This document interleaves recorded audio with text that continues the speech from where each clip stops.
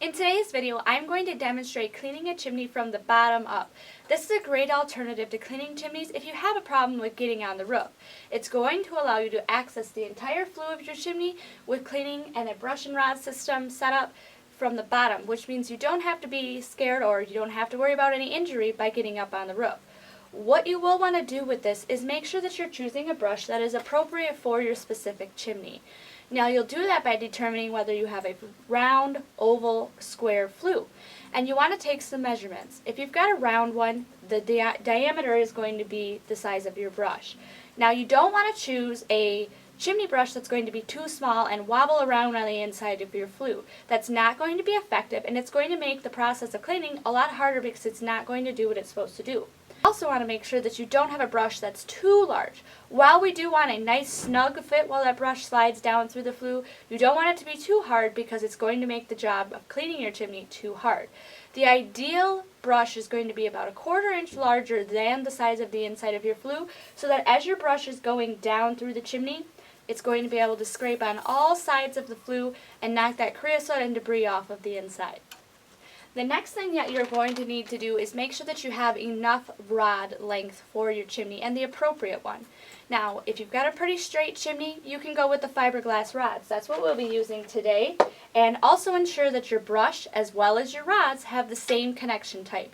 Brush rods as well as brushes can have torque lock, button lock, or standard threaded connections. I'm using standard threaded connections in 3/8, but the key is to make sure whatever your rod is connects to your brush. There are adapters available, but it's nice to have that specific connection without having to mess with another piece. To make sure that you're going to have the right amount of length of rods, it's a good idea to take a piece of rope that's plenty long and drop it on from your flue, or have someone for you drop that down your chimney till it hits the damper, so that you know then you can measure that length of rope, and that's about how much length of rod you're going to need. Rods are available in different lengths. Like I said, I have the 5-foot lengths here that we're going to be using today. These are fiberglass rods. So I do also recommend, while you're using fiberglass rods, to wear a good pair of work gloves, because as you're pushing that rod up into your chimney, it is fiberglass, and that's going to help avoid any fiberglass slivers getting into your hand. Now, we measured ours using the rope method like I mentioned, and I needed 15 feet, so I've got 3 sections of rod. So what we're going to do to get ready is go ahead and get your brush. The connection has the threaded end on it, and take that and connect it to your first length of rod. Now, being that we're inside and it gets a little funky when you're starting to get long lengths of rod attached, I'm going to only add 1 rod at a time. This is going to allow me to get that up there and make it easy to manage. And then as I get to the end of the length of my rod, I will attach another rod and continue to push that up into my chimney. Now, when you're inserting your brush, when you're doing this, going to have to go through your damper. So what you'll want to do there is, it's going to take a little bit of effort, but just push it on through up in there until you are inside the flue with your brush.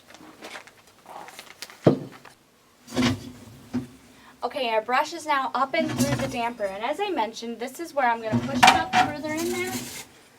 And now I'm going to attach my second section of rod. It's that much more manageable rather than having 10 foot of rod in a small space trying to work with it.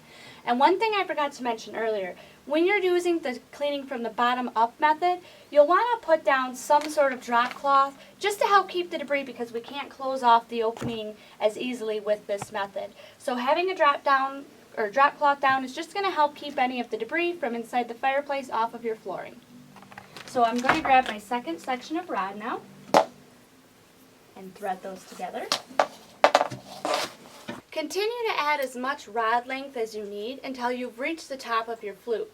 Now, once you've reached the top of your flue, you should have enough length hanging down. And when you've got the brush up in there, give it a few good passes by pushing the brush up into your flue and then pulling it back down, so that you get a scraping, sweeping up motion and a scraping, sweeping down motion.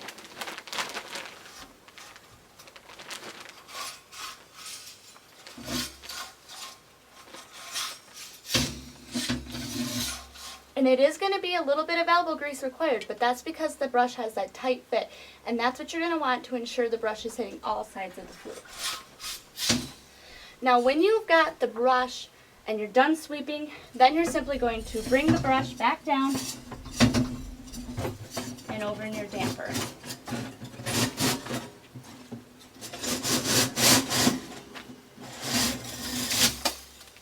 And that's all there is to cleaning from the bottom up. It's a great alternative if you've got a nice straight chimney and you don't like getting up on the roof. This is going to allow you to keep your chimney clean and safe for home fires, and it's going to also prevent you from having to get up on the roof. Now once you've swept your chimney completely, go ahead and set your brush aside. This is the part where an ash vacuum comes in very handy, because all of that creosote and debris that's fallen from your chimney is now going to be laying inside your fireplace and up on your smoke shelf.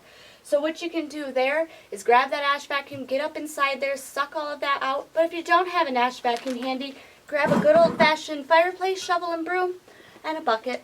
Because this is not hot, a plastic bucket will work fine if you don't have an ash bucket. And then just scrape everything up until you've got your fireplace completely cleaned out.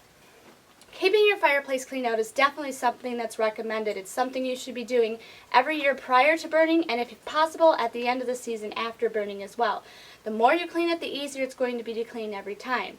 And it's not just for creosote that you're cleaning it. This is also a good time that's going to allow you to check for obstructions and also make sure that you're venting your appliance properly.